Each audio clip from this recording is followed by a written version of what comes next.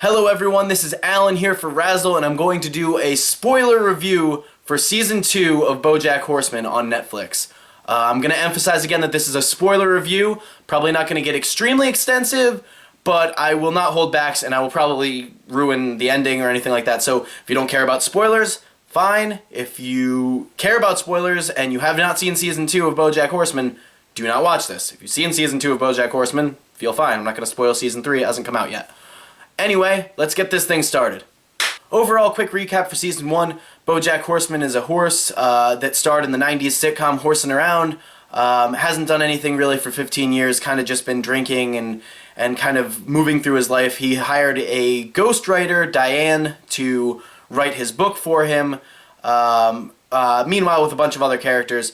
And she wrote this book for him that by the end of the series, it's actually kind of a tell-all that kind of tells about how he's kind of a miserable person and kind of a bad person, and he kind of was upset by that, but you know, he kind of moves on with it because the book was considered like really well. It wins a Golden Globe, which is great jab at the Golden Globes, and he ends up getting the role that he's always wanted as Secretariat. And that finishes off Season 1 in a really big nutshell.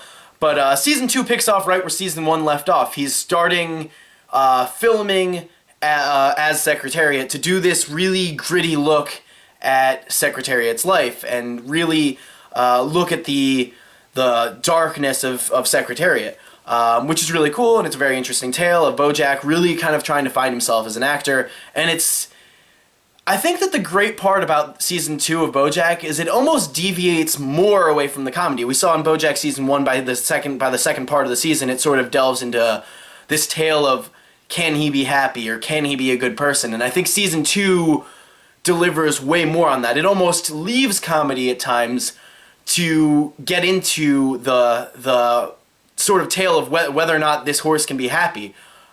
Every episode, I believe, for this entire season ends on a sad note, and it's incredible because it gets you to want to watch the next episode. And it's just every part, and you see so much extensions. Again, spoiler review, so I'm going to go into this here.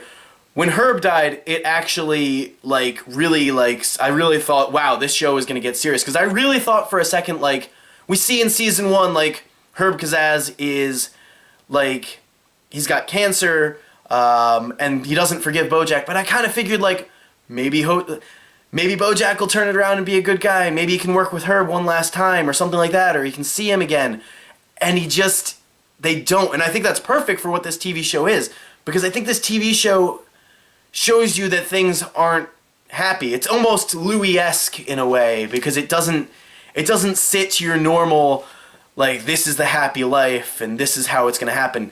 And it's fantastic. I think that the show really delivers on that level of just being dark. And yeah, there's comedy because it's in still a show about a horse who lives in a world with other animals, and it's still funny. There's still funny moments, but we see all of our characters, all of them, go on this just downward spiral. We see Bojack, who at first wants to be Secretary, and he wants to be this character, and then he finds out he's not really that good of an actor, and he's got to kind of figure that out. And then he's going through his hard life that's going on right now because he's got all of these obstacles that get thrown in his way, and we see by the end of it they're not even making the movie that he wants to make anymore. They fire the director for the movie. They really just, everything starts to pile on, and then he leaves, and he goes to find the girl, Charlotte, I think was the deer's name, and it was the character I always wanted him to be with, and we find out she's married, and we find out she doesn't want to be with him, and then he messes up, and he's about to sleep with the daughter of that character, and it's, the whole thing, it just keeps hitting you, and you're like, this is heavy stuff, and you almost forget you're watching a comedy about a horse who was in a TV sitcom in the 90s. It's incredible. We also see Princess Carolyn, who starts to, resent her agency, so she leaves another agency with this other guy who decides to stay with his wife instead of her. And we see her falling down. We see Diane, who thinks she wants to do this really good thing for people, and then she can't do it anymore, and she can't even go back to her husband. We see darkness throughout this entire show, and it's incredible how they they make it work and still be fun to watch on an everyday basis. And I say everyday basis because this show was so encapsulating that I was watching it every day.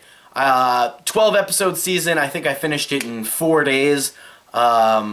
Really, really good and just fun to watch. Oh, I didn't even talk about Lisa Kudlow's character, the owl. I can't remember her name right now. But very good. The great thing about this show is that they keep getting really good actors to do voice acting for this show. Mr. Witherspoon is Stephen Colbert. And obviously we have Aaron Paul as Todd. We have Daniel Radcliffe making cameos, a lot of cameos that they do. And it's so incredible. I already mentioned Lisa Kudlow. Just multiple amounts of talent. Or Will Arnett as the title character. Like, tons of talent just lending their voices to this. And I think it's because it's such an interesting, almost character study of this sitcom horse character. Overall, the one disappointing thing I would say about the season is that it just kind of ends. I felt like the Todd storyline with the improv thing was kind of okay, but then it was also a little bit too much. And then it just ends on that note of it's a really good tale because we see Bojack telling Todd that Todd is his best friend, and Todd for some reason always sees the good in him, and it was really, really inspirational. But then it's just the end. That's the end of season 2, which is still interesting. And I thought it was really cool that they ended it at the end of Secretariat when everyone's saying, "Oh, he did such a good job," even though it wasn't him. It's even more sad because it wasn't even Bojack acting, and they recast all of Bojack's scenes.